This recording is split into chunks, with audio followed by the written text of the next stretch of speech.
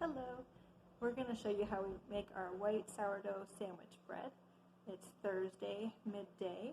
I usually try to start midday and it'll go until like late tomorrow morning. So I'll show you kind of the steps along the way and what everything should look like. And Nathaniel's going to be my little assistant. He especially likes to assist in eating the bread. In order to make this bread, other than what you already have in your kitchen, you'll need some flour and some sourdough starter. I like to use this organic Bob's Red Mill flour, just all-purpose. It costs about $7 a bag, and it'll produce maybe about 6 loaves, versus like an organic sourdough loaf at the store would cost probably about $6. So it's significantly cheaper, and I think tastes way better. And then this is some San Francisco sourdough starter. I wanted to quickly just go over the recipe with you, kind of explain the steps, and then I'll show you as we go. So there's essentially 4 different parts. The 3 first ones we're going to do on day 1, and then part 4 is on the second day. Part 1 is just kind of waking up the starter from the fridge. So you're just going to mix these ingredients and let them sit for approximately 2 to 4 hours, but I kind of go more on the look of it or just kind of if I have any time constraints. Part 2, once this sponge is really nice and bubbly and stuff, we can go on to part 2. It's more important for part 1 to have enough time.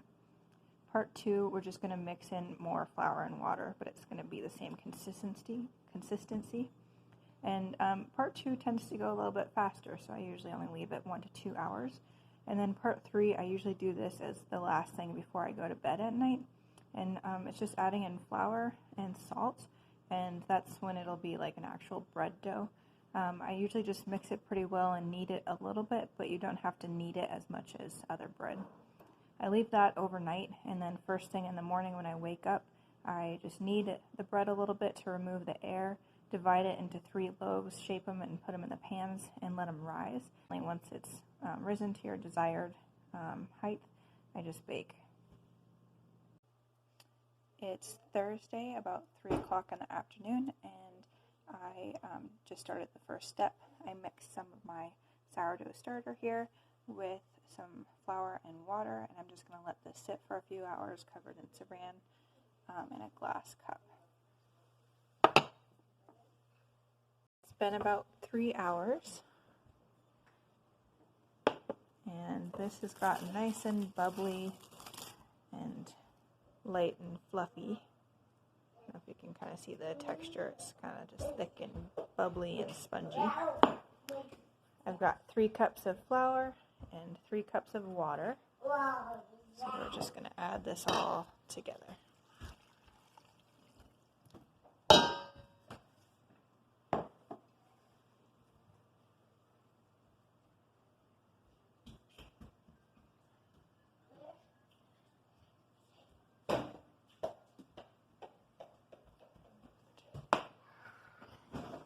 I'm going to scrape the rest of that out and give this a good mix. Alright, I use a whisk to get it mixed very nicely. It's okay if it's a little bit lumpy. I'm just going to cover this in saran and let it sit a little while.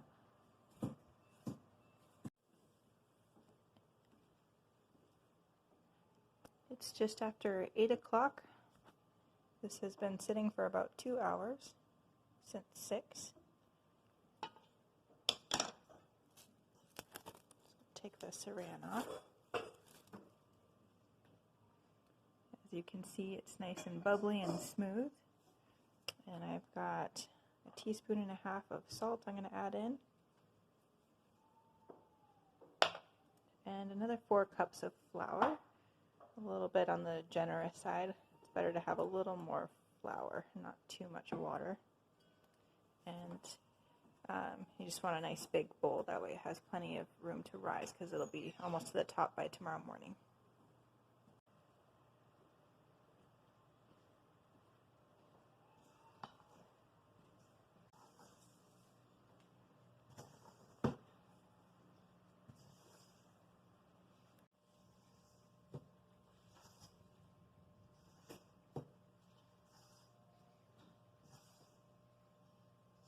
I'm all done mixing together. You can see it's pretty sticky and wet, and that's totally fine. And it doesn't look like anything fancy. It doesn't have to be like a perfect ball or anything. We're just going to cover that up and leave it for the night. We're all set. We'll see you in the morning. Morning. We just came to look at our bread, and it has risen a little bit, but normally it would be about twice this size. We know that at least the cultures are alive because it is growing, but I'm guessing the house was just a little bit too cold last night and it just didn't grow as much as normal. So we're going to go ahead and divide it up and try to let it rise again and see what happens.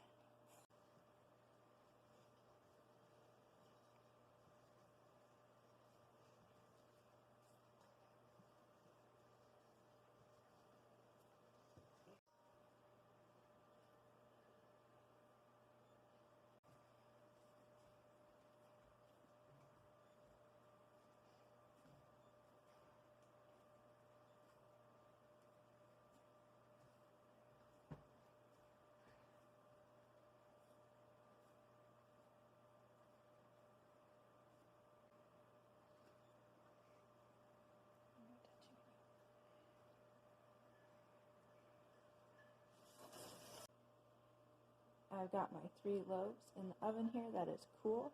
I just boiled a little bit of water. We're going to throw that in there, give the bread a little steam, which helps it rise. We just want to make sure that the oven does not get too hot. Otherwise the cultures will be killed and it won't rise properly. But we're just going to leave that for a little while.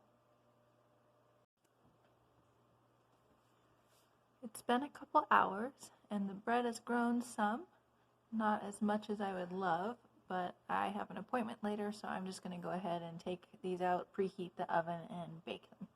They're not as tall as I would like, but because they've risen some, they're still going to have a nice texture and they'll still be very tasty. The bread's been in for about 35 minutes and it's all done. This has not been a typical batch for me. It usually rises more than this, but it is still super delicious.